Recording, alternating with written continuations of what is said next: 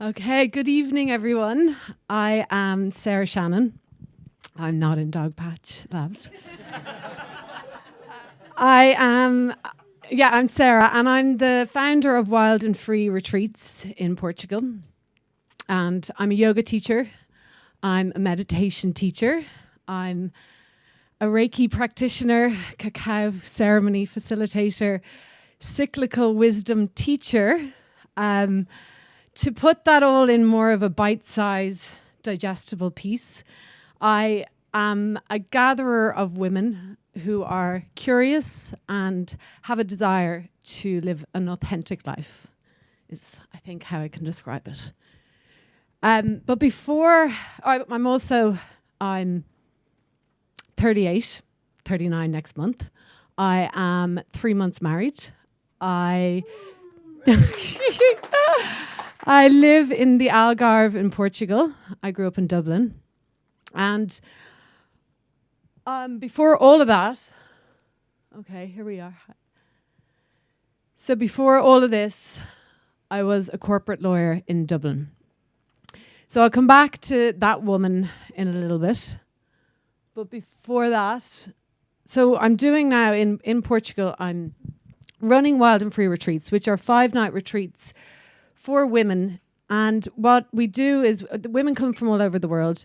We have morning meditation, guided journaling. We have nutritious meals, and we do yoga out in nature, out on the deck, and then free time to lake swim, hike. And then in the evenings, we gather for different practices like sound bath or kirtan, which is devotional mantra singing, ecstatic dance, cacao ceremony, and all these other different practices that have really changed my life. I just did my 13th retreat. So Wild and Free, I set it up 2 years ago in Portugal, and over 200 women have joined. I'm about to do the 14th retreat at the end of the month. And each retreat is sold out, which I'm really proud of. I do have one place for October retreat, if anyone wants to talk to me afterwards. And so that's my main thing. So the second thing I do is beach yoga on the beach in Portugal, which is, it's quite a change from what I was doing. I set up this 3 summers ago when I moved to Portugal, and it just started off really basic with a blackboard on the beach yoga, and the first year, 5 or 10 people maybe came to classes, and it's been a real word of mouth and thing that has grown, a community that's grown. And over the summer, hundreds of people have come to beach yoga, and it's great because a lot of them then come along on the retreat. I also do online work, so I do corporate yoga and meditation sessions for different corporates, and I also host monthly women's circles for women where we delve into things like cyclical wisdom, Celtic wheel, moon cycles, all that interesting stuff for some. And then Wild and Free, they're the two pieces. And why I love it. So I guess 2 reasons. The first reason is quite a personal reason, and the second is collective. The first reason is this quote that I read while I was a corporate lawyer: love the life you live the life you love. And I was writing it down in journals, and I was just really taken by these words. And I think it was because I found that they were so simple, and why not? I just felt, but my life, I couldn't say with my hand on my heart that I loved the life I was living. I loved parts of it, but I couldn't fully connect with that statement. But I made a promise to myself that I would. And now doing this work that I do, it allows me such freedom. I'm my own boss. I work for myself. I have people that come along and help on the retreats. But, I decide the dates. I decide my work. I decide when I'm going to work. And it's given me, such freedom, and allowed me to to be this wild woman that I knew I could be, that connected with nature and doing things that I'm actually passionate about, and speaking authentically from my heart, and instead of talking like I felt like I should. So that was the real why I love it on a personal note. But the more collective reason is, and this is a big statement from the Dalai Lama, and the world will be saved by the Western woman. And what I think he's saying here is that, as women, we're very connected to feminine energy, and that is, we're all made up of feminine and masculine energy, but feminine energy is that very receptive, it's rest, it's creativity, it's our sensuality, it's our intuition, and then opposed to masculine energy, which is that very task-orientated, goal-driven productivity. And we need both in the world, and each of us here, man and woman, have both of these energies within us. But, when you hear all those words, you know that we're living in a very masculine energy world. And what I feel the Dalai Lama is saying, and what I really feel, is that we need to go back to, prioritizing creativity over productivity, prioritizing, following our senses instead of our mind, and just connecting with that energy. So bringing women together like this, giving everyone a chance to delve into these feminine energy practices, I believe is having, it's changing each of their lives and then having a ripple effect to everyone that they come in contact with. So how I ended up here. This woman on the left is, how I spent my 20s, early 30s. I did business and law in UCD. I went kind of mindlessly, as Steve was saying, didn't really think about it, just went into law, was very task-orientated, goal-driven, and exams and achiever. And I found myself at early 30s just wanting to get away. So I went, and this is probably the biggest thing that happened between these two women.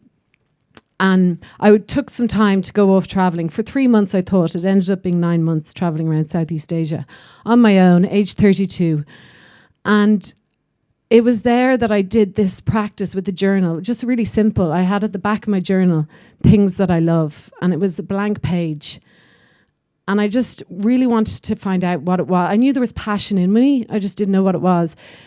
And at that time, I didn't love law, so I didn't want to write that down. I was spending all week working. I was going out on a Friday night, coming home on a Sunday, so I didn't want to put that down. I had nothing really I felt to put down on that list. So I got really curious about what I was interested in. And things like sunset, sunrise, it wasn't groundbreaking stuff. Reggae music was one thing, and yoga, incense, singing bowls, nature, people. And when I look at that list now, it is a blueprint for what my life is. But I just hadn't really taken the time to get to know that aspect of myself. So 32, knowing that I love yoga and reggae music, I come back to Dublin and I join back into a law firm because I was lured in by that security and safety. And it was there during that time I went off to an ashram in India, and I had a real moment that this is not for me. I was sitting around, I'd borrowed books from the library, and it was all on yoga, meditation. I was taking notes, and this woman sat down beside me and said, "Wow, you're so interested. What do you do back home?" And I looked at her and I said, "A corporate lawyer."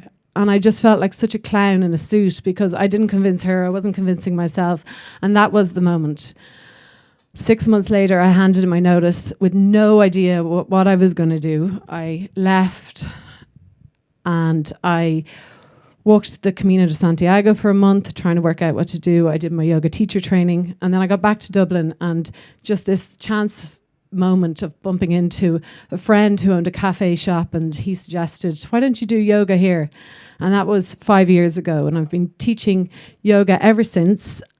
And these these words of advice that I'm going to share have really guided these things. First of all, leaving law to go follow my passion. And then secondly, it keeps coming around, these pieces of advice. During lockdown, I had another kind of stuck moment. I was doing something I love. I was teaching yoga, but I still felt like this isn't the life that I want to live. Personally, I was living across the road from my family in an apartment on my own. And I just thought, no, live the life you love. And I knew there was something more for me. So I took these steps and the advice I'm about to share. And I packed my bags and moved to Portugal 2.5 years ago. And that's where Wild and Free was born. So many things happened since moving to Portugal. So my advice is, and I'm ending with this, first of all, listen.